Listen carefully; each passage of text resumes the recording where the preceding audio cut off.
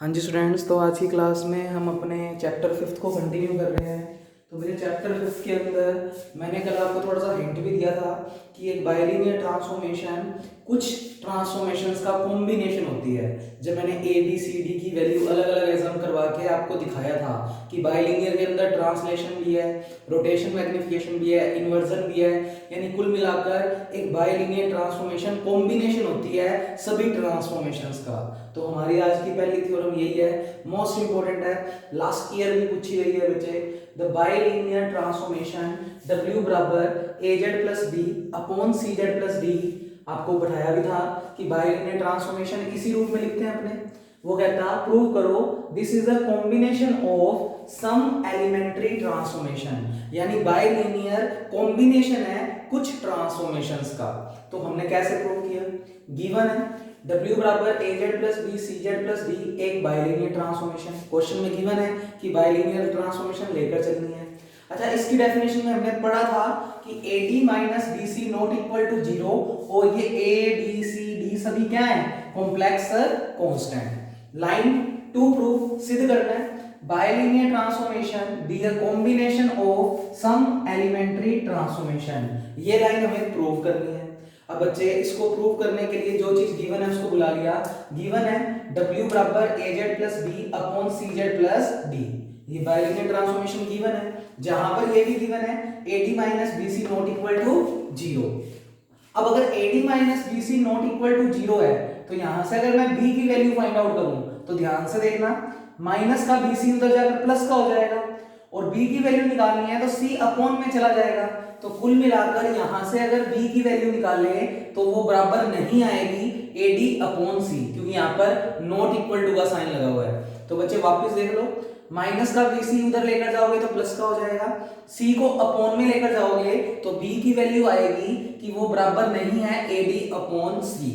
तो बच्चे इसी हिंट से बस याद रखना है कि B की वैल्यू ये कुछ मिलेगी, बस इतने से काम का यही लॉजिक है कि B की वैल्यू चाहिए थी। अब जैसे B की वैल्यू हमें ये मिल गई कि वो AD बाई C के बराबर नहीं है, तो हम इस वाले स्टेप में ऊपर AD बाई C को जोड़ रहे हैं और AD बाई C को घटा रहे हैं। तो AD बाई C को ऐड और सब्ट्रैक्ट कर रहा हूं मैं इस ऊपर ऊपर वाले पोर्शन में। तो W चली रहा है बराबर AZ चली रहा है, B चली रहा है, AD बाई C को जोड़ दिया और AD बाई C को घटा दिया, नीचे अपॉन में CZ प्लस D चल रहा है तो अपॉन में CZ प्लस D चल रहा है। तो बच्चे वापस सुन लें। अच्छा, तुम कहोगे कि ये फिर क्या जरूरी थी? बच्चे बहुत इंपॉर्टेंट है, B बराबर नहीं है AD अपॉन C। अब B बराबर नहीं है AD अपॉन C यानी ये कैंसिल आउट नहीं होगा, ये B इससे डिफरेंट है तो ये आपस में कैंसिल आउट नहीं होंगे, इसलिए हमने शो किया है कि B की वैल्यू AD बाई C के बराबर नहीं है। फिर हमने ऊपर वाले पोर्शन में AD बाई C जोड़ दिया और AD बाई C घटा दिया। अब कैलकुलेशन थोड़ी सी ध्यान रखनी है, बाकी कुछ भी नहीं है इस आर्टिकल में। ध्यान से देखो, अगर मैं इन दो स्टेप्स की बात करूं तो जिनको मैं टिक कर रहा हूं उन पे फोकस रखना। इन दो स्टेप में से A बाई C कॉमन ले रहा हूं, तो बच्चे A बाई C अगर कॉमन लूंगा तो ये A बाई C कॉमन आ गया, ये तो बचेगा D। और यहां से अगर A बाई C कॉमन लूंगा तो A तो कॉमन आ गया पर अपॉन में C तो है ही नहीं, C नहीं है तो इसका मतलब C मल्टीप्लाई में जाएगा, तो C मल्टीप्लाई में चला गया। अब जिनको ऐसे समझ नहीं आता वो इस A बाई C का इससे भी मल्टीप्लाई करो, इस A बाई C का इससे भी मल्टीप्लाई करो, यही वाले दोनों स्टेप बन जाएंगे। देखो A बाई C इससे मल्टीप्लाई करोगे तो AD बाई C, और ये A बाई C इससे मल्टीप्लाई करोगे तो C से C कैंसिल आउट AZ। यही तो था बच्चे स्टेप। तो थोड़ा ध्यान से, जिन दो को टिक किया है उनमें से A बाई C कॉमन लिया तो स्टेप बच गया, इसके बाद C था ही नहीं अपॉन में तो मल्टीप्लाई में चला गया, और इसमें से A बाई C पूरा कॉमन आ गया तो D बच गया। और बच्चे इसमें एलसीएम लेंगे तो C एलसीएम आएगा, वो B से मल्टीप्लाई होगा तो BC minus AD upon C, पूरे के अपॉन में क्या चल रहा है CZ प्लस D। तो बच्चे कैलकुलेशन थोड़ा सा पहला स्टेप ध्यान रखना है कि इसमें AD बाई C जोड़ना और घटाना है, फिर इसमें से A बाई C कॉमन लेना है और इसमें एलसीएम लोगे C तो ये बन जाएगा। अब ये CZ प्लस D जो डिवाइड में है उसको इसके साथ डिवाइड अलग कर दो और इसके साथ डिवाइड अलग कर दो। तो जब इसको इसके साथ डिवाइड में अलग करोगे तो ये फैक्टर कैंसिल हो, बचेगा क्या A बाई C, और जब ये स्टेप इसके साथ डिवाइड में रखोगे तो साथ में चला जाएगा तो BC minus AD upon C तो चली रहा है और साथ में ये CZ प्लस D भी लग गया।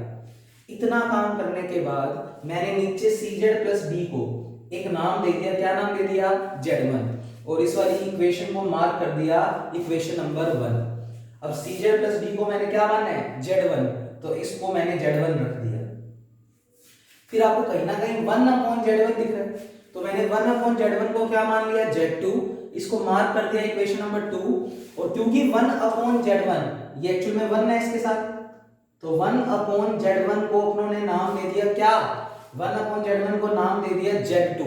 तो इस 1/Z1 की जगह बच्चे रख दिया Z2। देखो बाकी स्टेप सेम चल रहा है, A/C, BC माइनस AD, और 1/Z1 को हमने नाम दिया है बच्चे, क्या नाम दिया है, Z2। अच्छा एक गलती कर बैठे, BC माइनस AD के साथ अपोन में C चल रहा है, तो बच्चे अपोन में C भी चलने दो, ठीक है। तो 1/Z1 को नाम दे दिया Z2 को रख दिया। अब BC माइनस AD अपोन इधर भी लगा लेना C भाई, ठीक है। फिर इस पूरे फैक्टर को हमने नाम दे दिया Z3, और इस वाली पूरी इक्वेशन को नाम दे दिया इक्वेशन नंबर 3। अब इस पूरे को Z3 माना है तो इसको Z3 रख दिया, और फिर इस पूरे को नाम दे दिया बच्चे Z4, इक्वेशन नंबर 4। बस इतना किया। अब ये ऐसे इक्वेशन क्यों बनाई बीच बीच में, वो बहुत कुछ रिप्रेजेंट कर रही है बच्चे। इक्वेशन नंबर 1 को देखो, कल आपको मैंने लीनियर ट्रांसफॉर्मेशन पढ़ाई थी, क्या थी लीनियर ट्रांसफॉर्मेशन, W बराबर alpha Z plus beta. Z1 की जगह W नाम चल रहा है, और alpha Z plus beta C alpha की जगह चल रहा है, और D की जगह बीटा चल रहा है। तो ये alpha Z plus beta form में है, इसका मतलब इक्वेशन 1 किसको रिप्रेजेंट कर रही है, लीनियर ट्रांसफॉर्मेशन। तो इक्वेशन 1 रिप्रेजेंट लीनियर ट्रांसफॉर्मेशन। फिर इक्वेशन 2 पे आ जाओ, इन्वर्जन नहीं पढ़ाया था, W बराबर 1/Z, W की जगह Z2 नाम चल रहा है भाई, वेरिएबल का नाम तो कुछ भी हो सकता है, और 1/Z अगर होता है तो वो किस चीज को बताता है, इन्वर्जन। तो इक्वेशन 2 किसको रिप्रेजेंट कर रही है, इन्वर्जन। अब इक्वेशन 3 को देखो बच्चे, बी सी ए डी सभी कॉम्प्लेक्स कांस्टेंट है, आपस में जोड़ोगे डिवाइड करोगे तो भी कॉम्प्लेक्स कांस्टेंट इनटू Z2। कल मैंने आपको रोटेशन एंड मैग्निफिकेशन पढ़ाया था, जिसकी फॉर्म मैंने पढ़ाई थी W बराबर बीटा Z, जहां पर बीटा कोई भी कॉम्प्लेक्स कांस्टेंट, क्योंकि हम श्योरली नहीं कह सकते कि ये कांस्टेंट 0 से बड़ा है। अगर पता लग जाता कि ये 0 से बड़ा है तो ये मैग्निफिकेशन भी बन सकता था, पर अगर नहीं बताया जा सकता कि ये 0 से बड़ा है छोटा है तो फिर ये एक कॉम्प्लेक्स कांस्टेंट है। और याद करो मैंने रोटेशन एंड मैग्निफिकेशन में आपको लिखवाया था कि यहाँ पर बीटा सिर्फ एक कॉम्प्लेक्स कांस्टेंट होना चाहिए और साथ में Z होना चाहिए, तो बीटा इंटू Z। इसका मतलब इक्वेशन 3 किसको रिप्रेजेंट कर रही है, रोटेशन एंड मैग्निफिकेशन। अब इस पे बच्चे तुम्हें पहली ट्रांसफॉर्मेशन पढ़ाई थी, ट्रांसलेशन में होता है Z प्लस अल्फा, क्योंकि A भी कॉम्प्लेक्स कांस्टेंट है, C भी कॉम्प्लेक्स कांस्टेंट है, तो दोनों का डिवाइड भी एक कॉम्प्लेक्स कांस्टेंट बनेगा। तो ये Z प्लस अल्फा, और Z प्लस अल्फा किस टाइप की होती है, ट्रांसलेशन। तो इक्वेशन 4 रिप्रेजेंट ट्रांसलेशन। कैलकुलेशन किसी और भी तरीके से कर सकते थे, कुल मिलाकर साबित कर दिया कि बाइलिनियर ट्रांसफॉर्मेशन अपने आप में कॉम्बिनेशन है कुछ ट्रांसफॉर्मेशन का। मतलब हमने कैलकुलेशन को थोड़ा तरीके से किया तो हमें इसके अंदर ही कई सारी ट्रांसफॉर्मेशन देखने को मिली। अब नेक्स्ट आर्टिकल कर रहे हैं बच्चे, क्रॉस रेशो। पेपर में सेक्शन ए में अगर आएगा तो इसका फॉर्मूला पूछ सकता है, और सेक्शन सी में आएगा तो उसकी डेरिवेशन पूछ सकता है कि वो फॉर्मूला बना कैसे है। तो अपने तो हेडिंग लगा लेते हैं, डिराइव क्रॉस रेशो। मिटोना ये सारा। तो बच्चे अच्छी थ्योरम थी, ढंग से इसको कर लेना भाई। और ये लास्ट ईयर पूछी भी गई है और इस बार भी हो सकता है सेक्शन डी में पूछी जा सकती है, थोड़ा ध्यान से केयरफुली देख जाना बच्चे। बड़े सिंपल सा चैप्टर है, पूरा का पूरा 3 या 4 वीडियोस में खत्म हो जाएगा। कॉम्प्लेक्स की बुक खत्म हो जाएगी, फिर हम यूनिट फर्स्ट शुरू करेंगे। ये तो 4th और 5th यूनिट है, तो मैट्रिक्स स्पेस की बुक स्टार्ट करेंगे उसके बाद। तो बच्चे हेडिंग लगा लें, डिराइव क्रॉस रेशियो। पेपर में सेक्शन ए में आएगा तो 1 मार्क्स में, और सेक्शन सी में आएगा तो 6 मार्क्स में आ सकता है। Derive cross ratio formula. तो बच्चे क्रॉस रेशियो का पहले तो मैं तुम्हें फॉर्मूला याद करना सिखाता हूं। आप 4 बार लिख लो W माइनस W अपोन में भी लिख लो। तो ये याद करने की ट्रिक है, बड़े आसानी से याद हो जाएगा। इसके बेस पे क्वेश्चन भी करेंगे हम। Z minus Z, Z minus Z, Z minus Z, Z minus Z। अब कई बच्चे सोचेंगे कैंसिल आउट हो रहा है, अरे नहीं, इसमें अभी कुछ लिखेंगे। अब बच्चे ये 4 बार W इस तरीके से लिखना है और 4 बार Z इस तरीके से लिखना है, बीच में इक्वल का साइन लगाना है। ये क्रॉस रेशियो का फॉर्मूला तैयार हो रहा है। 1 2 3 लिखने हैं हमें, और 1 2 3 कैसे लिखने हैं, पहले W को छोड़ दो और पैरों में लगाना शुरू कर दो 1 2 3। सेम काम उधर RHS में Z के साथ, पहले Z को छोड़ दो, पैरों में लगाओ 1 2 3, पैरों में लगाना है, ठीक है बच्चे, 3। इतना काम करने के बाद अपॉन वालों को भी 1 2 3 देना है, पर उनमें स्टार्टिंग से, तो यहां पर 1 2 3 और यहां पर भी स्टार्टिंग से 1 2 3। ये हो गया जी क्रॉस रेशियो का फॉर्मूला। और नीचे लाइन लिख देते हैं, there W1 W2 W3 are images of Z1 Z2 and Z3 respectively. आपको जब ये चैप्टर शुरू करवाया था तब स्टार्टिंग में बताया था बच्चे कि Z जो होगा वो पॉइंट Z प्लेन में होगा, और उसके ऊपर जब फंक्शन लगाएंगे तो W प्लेन के पॉइंट्स मिलेंगे। इसका मतलब W1 W2 W3 इमेजेस होती है, प्रतिबिंब होते हैं, किनके, Z1 Z2 Z3 के रिस्पेक्टिवली। ये पूरा क्रॉस रेशियो का स्टेटमेंट है बच्चे। अब पेपर में डिराइव अगर करना आ गया तो देखो इसके हर एक क्वेश्चन में हम बाइलिनियर ट्रांसफॉर्मेशन तो लेकर ही चलेंगे, तो ये फॉर्मूले को भी प्रूव करने के लिए हम बाइलिनियर ट्रांसफॉर्मेशन को लेकर चलेंगे। तो पेपर में तुम कैसे लिख कर आओगे, सबसे पहले हेडिंग लगाओगे गिवन में आप लोग लिखेंगे W बराबर AZ प्लस B, ये ऑलरेडी गिवन है इसके स्टेटमेंट में। क्रॉस रेशियो का फॉर्मूला बनता ही बाइलिनियर ट्रांसफॉर्मेशन से है, तो W बराबर AZ plus B upon CZ plus B is a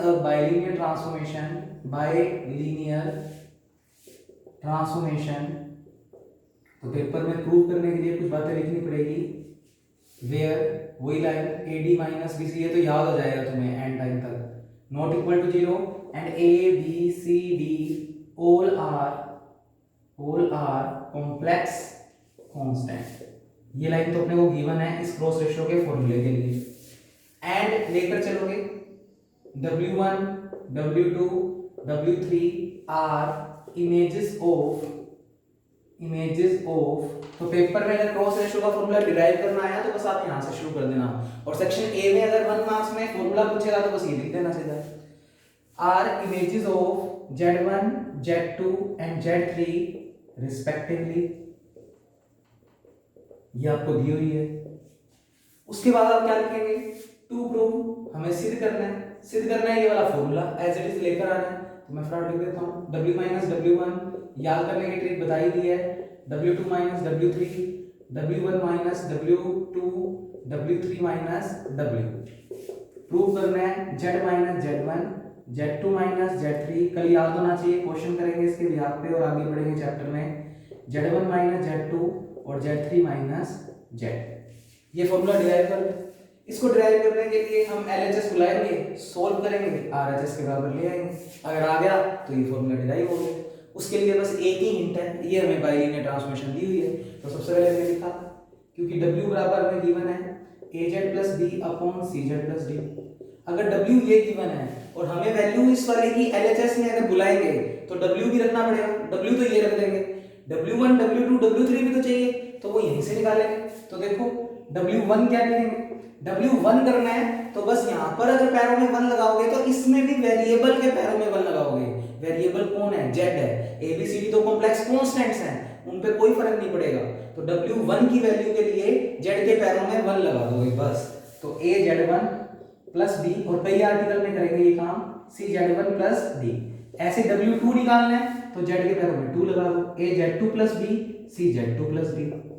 फिर W3 निकालना है तो AZ3 plus B upon CZ3 plus D। तो बच्चे अब कैलकुलेशन थोड़ी बड़ी है, तो आप लोग फटाफट यहाँ तक नोट कर लो, मैं ऊपर से मिटो रहा हूँ, प्रोसेस बता रहा हूँ। ये लिखने के बाद अब मैं LHS बुला रहा हूँ, यानी इस फैक्टर को बुला रहा हूँ, और इसमें W W1 W2 W3 ये सारे मान जो हमने निकाल लिए हैं वो उठाकर इसमें रख रहे हैं, और रखने के बाद बस LCM लेंगे, सोल्व करेंगे। और ये वाली टेक्निक आगे वाले सभी आर्टिकल्स में चलेगी कि हम हर बार ऐसे वैल्यू रखा करेंगे, एलसीएम लेंगे, कुछ स्टेप कैंसिल आउट हो जाएंगे, जो बचेगा वो डिजायर आंसर बचेगा। तो आरएचएस तो आपको याद होगी, तो मैं एलएचएस लेकर चल रहा हूँ और ये सारा डाटा उसमें रख रहा हूँ। कई बच्चे पेपर में कंफ्यूज क्या हो जाते हैं, वो ये बुला बैठते हैं और जेड की वैल्यू ये रख देते हैं। अरे नहीं, डब्ल्यू ऐसा होता है और ये वैल्यूज ही यहाँ पर रखनी है। तो अपने मिटोकर सारा मिटो रहा हूँ मैं, इसके बाद एलएचएस बुला रहा हूँ और करते कराते आरएचएस तक पहुंच जाऊंगा। तो मिटो रहा हूँ, तो यहाँ तक आप लोग पोज करके नोट कर लेना। अब एलएचएस हम बुला रहे हैं और उसके अंदर ये सारा डाटा पुट करके सोल्व कर देंगे। तो एलएचएस में अपने पास W minus W1, W2 minus W3, W1 minus W2 और W3 माइनस W। कैलकुलेशन थोड़ी बड़ी है तो ध्यान से देखना भाई। सारी वैल्यूज निकाल रखनी है, रख दो। सबसे पहले W की वैल्यू रखनी है, तो रखी हमने AZ plus B upon CZ plus D, ये तो हमने वैल्यू रख दी W की। माइनस करके W1, तो W1 की वैल्यू है AZ1 plus B upon CZ1 plus D। अब आगे वाले पूरे चैप्टर में यही कैलकुलेशन रहनी है, तो थोड़ा ध्यान से समझ लेना। अच्छा, ये पूरी चीज ब्रैकेट में बंद की हमने कर दी, फिर ये इसको थोड़ा सा इस तरीके से ब्रैकेट में बंद कर देना जिससे कंफ्यूज ना हो। एक बड़ा ब्रैकेट तो पूरे के लिए लगाया हुआ है हमने, ठीक है। अब आ जाओ इस पे W2 माइनस W3, तो पहले W2 की वैल्यू रख देते हैं। W2 की वैल्यू है AZ2 plus B upon CZ2 plus D, minus का साइन है। फिर W3 की वैल्यू ये है, तो रख दो AZ3 plus B upon CZ3 plus D, total bracket, ठीक है। सेम, बस कुछ नहीं किया, वैल्यूज रखी है अपॉन, ये डिवाइड का साइन है, डिवाइड का साइन लगा दिया। अब W1 माइनस W2, तो W1 की वैल्यू रख दो। W1 की वैल्यू है AZ1 plus B upon CZ1 plus D, minus W2 का मान रख दो। W2 का मान है AZ2 plus B upon CZ2 plus D, फिर ब्रैकेट है W3 का मान। W3 का मान है बच्चे AZ3 plus B upon CZ3 plus D, और माइनस करके W का मान है AZ plus B upon CZ plus D। तो इन ब्रैकेट से ज्यादा कंफ्यूज मत हो जाना, मैंने सिंपली वैल्यू रखी है और अलग अलग ब्रैकेट्स इसलिए यूज किए हैं जिससे आपको समझने में दिक्कत ना आए।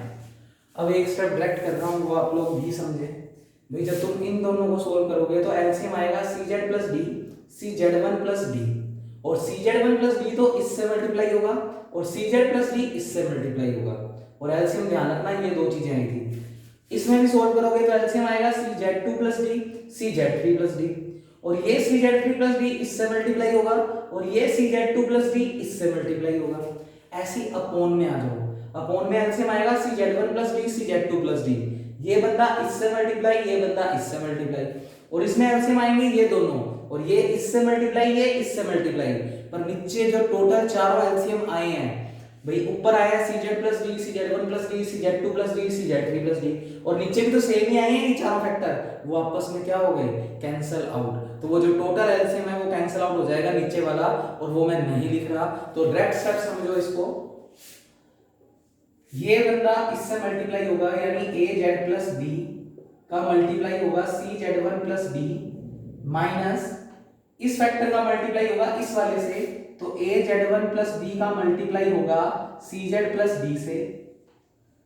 इसको एक छोटे ब्रैकेट में उन्होंने बंद कर दिया, वैसे बड़ा ब्रैकेट लगाया हमने। इधर वाले में आ जाओ, ये बंदा इससे मल्टीप्लाई होगा तो ये कुल मिलाकर बनेगा AZ2 plus D into CZ3 plus D minus AZ3 plus D into CZ2 plus D, और ब्रैकेट बंद, टोटल ब्रैकेट भी लगा देते हैं। और जो नीचे चारों एलसीएम आए थे वो लिख ही नहीं रहा क्योंकि वो नीचे वाले चारों एलसीएम से क्या हो जाएंगे, कैंसिल आउट। डिवाइड का साइन है, लगा दिया, तो ये मैं सोच रहा एलसीएम कहाँ गया, कट गया, लिखने की जरूरत नहीं थी। ऐसे नीचे वालों में एलसीएम ले लो, ये बंदा इससे मल्टीप्लाई, तो ये बनेगा AZ1 plus B into CZ2 plus D, और ये कैलकुलेशन अब आपके हर क्वेश्चन में रहेगी बच्चे, माइनस सिर्फ लिखने में बड़ा है बाकी कुछ नहीं है। AZ2 प्लस D का मल्टीप्लाई होगा CZ1 प्लस D से, CZ1 प्लस D से, फिर ब्रैकेट ऑन, इसका मल्टीप्लाई इससे, तो AZ3 प्लस B का मल्टीप्लाई होगा CZ प्लस D से, माइनस AZ प्लस D इसका मल्टीप्लाई होगा CZ3 प्लस D से, CZ3 प्लस D से। ये लो जी। और एलसीएम जो दोनों में ऊपर नीचे आए थे वो आपस में क्या हो गए, कैंसल आउट। इतना काम करने के बाद सिंपल सा नेक्स्ट स्टेप क्या सोच सकते हो, इन दोनों ब्रैकेट्स का मल्टीप्लाई कर दो। तो बड़े आराम से देखना स्टेप, ए जेड जब इससे मल्टीप्लाई होगा तो A C Z Z one, ये ए जेड जब डी से मल्टीप्लाई होगा तो ए जेड डी, ये बी इससे मल्टीप्लाई होगा तो B C Z one, simple multiply, B का डी से मल्टीप्लाई बी डी। अब माइनस के साथ ये वाले दोनों ब्रैकेट जब मल्टीप्लाई करोगे तो निशान चेंज हो जाएंगे। तो ए जेड वन जब इससे मल्टीप्लाई होगा तो प्लस का बनना था पर बाहर क्या है माइनस, तो पूरा स्टेप माइनस का हो गया, ए सी जेड जेड वन। ऐसे ये इससे मल्टीप्लाई होगा पर विद माइनस, तो माइनस ए जेड वन डी। ऐसे ये इससे मल्टीप्लाई होगा तो माइनस का बी सी जेड और माइनस का ही बी डी। ये इतना बड़ा बच्चे ये वाला और ये वाला सोल्व करने पर बना। ऐसी कंटिन्यूटी में ये वाली पूरी लाइन भी एलसीएम लेकर सोल्व कर दो। तो देखो ध्यान से, अच्छा इस पे पूरे पे ब्रैकेट लगा लेना, ये पूरा तो एक साथ सोल्व हो गया। अब ये वाला पूरा सोल्व करना है तो इसको ध्यान से देखें, तो थोड़ा सा बच्चे कॉम्प्लिकेटेड हो जाएगी कैलकुलेशन। ये z2 इससे मल्टीप्लाई होगा तो a c z2 z3, ये बंदा इससे मल्टीप्लाई होगा तो a z2 d, ये बंदा इससे मल्टीप्लाई होगा तो b c z3, और ये बंदा इससे मल्टीप्लाई होगा तो प्लस का बी डी। तो बच्चे ध्यान से मैं इसी के साथ साथ लिख रहा हूं सीक्वेंस में। और जब ये वाले ब्रैकेट्स मल्टीप्लाई करोगे तो बाहर माइनस है तो सारे स्टेप माइनस के हो जाएंगे। तो मैं थोड़ा सा बिड़ा लिख रहा हूं, A C Z two Z three minus का A Z three D minus का बी सी जेड टू और माइनस का बी डी, ब्रैकेट बंद। ये तो हो गए ऊपर वाले पूरे स्टेप सोल्व। फिर डिवाइड, फिर देखो डिवाइड का साइन। अब नीचे वाले भी सेम सारे मल्टीप्लाई कर दो। तो मैं थोड़ा यहीं से लिख लेता हूं जिससे आपको दिक्कत ना आए। तो देखो ध्यान से, ये बंदा इससे मल्टीप्लाई होगा A C Z two Z one, simple calculation कर रहे हैं। ये इससे multiply A Z one D, ये इससे multiply B C Z two, ये इससे मल्टीप्लाई बी डी। और जब ये ब्रैकेट मल्टीप्लाई करोगे तो बाहर माइनस है, सारे स्टेप माइनस के हो जाएंगे। A C Z two Z one, A Z two D, sorry minus के होंगे तो माइनस के लगाओ, माइनस का बी सी जेड वन और माइनस का बी डी। ये तो हो गया इतना पूरा ब्रैकेट सोल्व। अब इतना पूरा और करना है तो ये देखो ध्यान से, ये मल्टीप्लाई इससे करोगे तो ए, इसका इससे करोगे तो A C Z Z three, ये इससे करोगे तो ए जेड थ्री डी, फिर ये इससे करोगे तो बी सी जेड, और ये इससे करोगे तो प्लस का बी डी।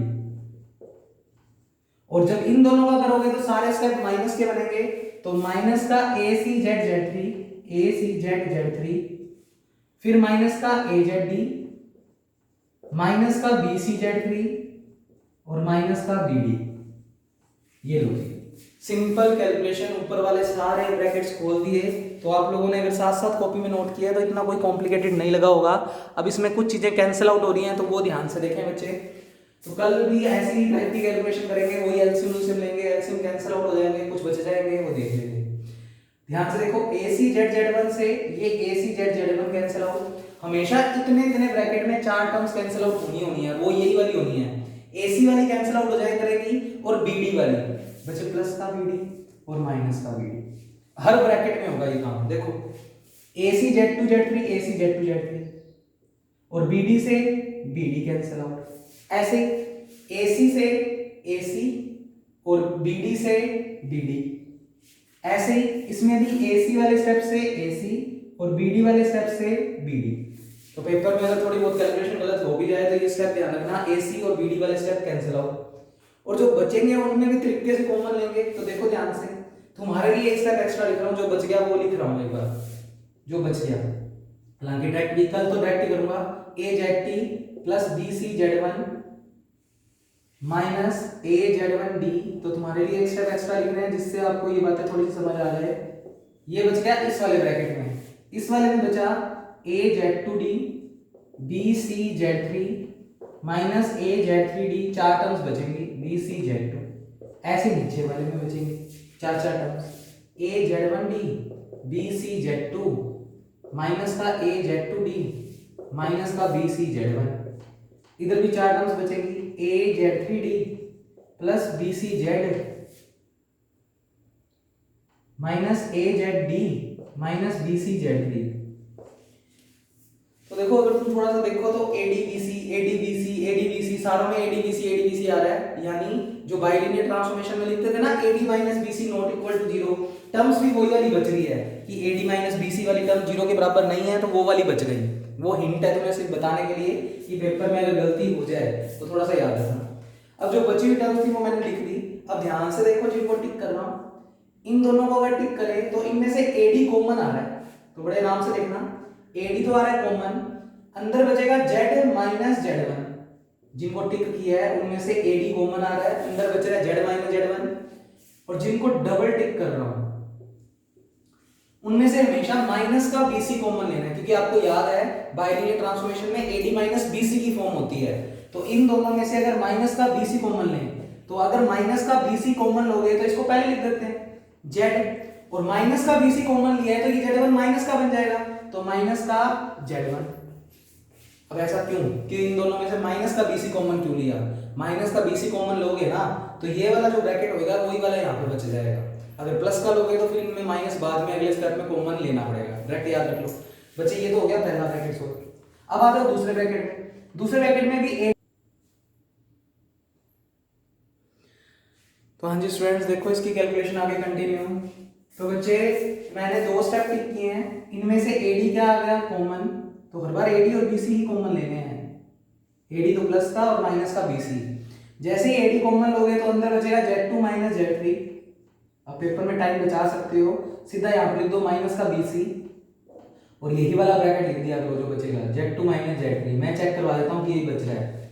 अगर इन दोनों में से माइनस का BC कॉमन लोगे तो Z2 को तो पहले लिख दो और माइनस का BC कॉमन लेंगे तो Z3 माइनस का आएगा, तो ये माइनस का। ठीक है ना? तो पेपर में टाइम बचा सकते हो बिल्कुल। ऐसे नीचे कर दो, नीचे भी AD कॉमन ले लो और BC कॉमन ले लो, इधर भी AD कॉमन ले लो और BC कॉमन ले लो।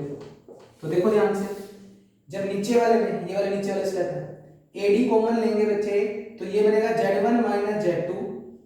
अब पेपर में टाइम बचा लो, माइनस का BC कॉमन लेकर Z1 माइनस Z2 ही लिख दो। तो माइनस का BC कॉमन लोगे तो Z1 माइनस Z2। सेम इस वाले में देखो AD अगर कॉमन लेंगे तो बचेगा Z3 माइनस Z, और बिना सोचे समझे यहां पर भी बना दो Z3 माइनस Z। वैसे दिखा देता हूं, माइनस का BC कॉमन लोगे तो Z3 और माइनस का BC कॉमन लोगे तो माइनस का Z। ये स्टेप बच्चे हमेशा एक फिक्स रहेंगे आगे वाले पूरे चैप्टर के दौरान। अब देखो ध्यान से, तो ऊपर से मैं मिटो रहा हूं, इस वाले पूरे फैक्टर में Z माइनस Z1 क्या आ गया कॉमन, अंदर बचेगा AD माइनस BC। तो मैं ऊपर से मिटो रहा हूं कैलकुलेशन। तो देखिए Z माइनस Z1 आ गया कॉमन, अंदर बच गया AD माइनस BC। इन दोनों में Z2 माइनस Z3 आ गया कॉमन, सारी चीजें मल्टीप्लाई में थी, अंदर बच गया AD minus BC upon Z1 minus Z2 common आ गया, अंदर बचेगा AD माइनस BC। इसमें से Z3 माइनस Z कॉमन आ गया और बचे अंदर बचेगा AD माइनस BC। इस फैक्टर से ये फैक्टर्स कैंसिल आउट, बचेगा Z minus Z1, Z2 minus Z3, Z1 minus Z2 और Z3 माइनस Z। और चेक कर सकते हो यही इक्वल टू क्या है RHS। तो क्रॉस रेशियो का फॉर्मूला जो हमने याद किया था वो बिल्कुल सही किया था। ये कैलकुलेशन अच्छे से समझ लेना भैया आज, जिससे कल के आर्टिकल्स में दिक्कत ना आए। उसमें कैलकुलेशन थोड़ी फास्ट करेंगे, इसलिए आज इतनी स्लो करवाई है। हर बार ऐसे ही AD और माइनस का BC कॉमन आया करेगा, फिर वो ब्रैकेट सेम बन जाएंगे तो वो ब्रैकेट कॉमन आ जाएंगे, और हर बार AD माइनस BC से AD माइनस BC ऊपर नीचे कैंसिल आउट हो जाएंगे। तो ये प्रोसेस रहेगा बच्चे। Thank you.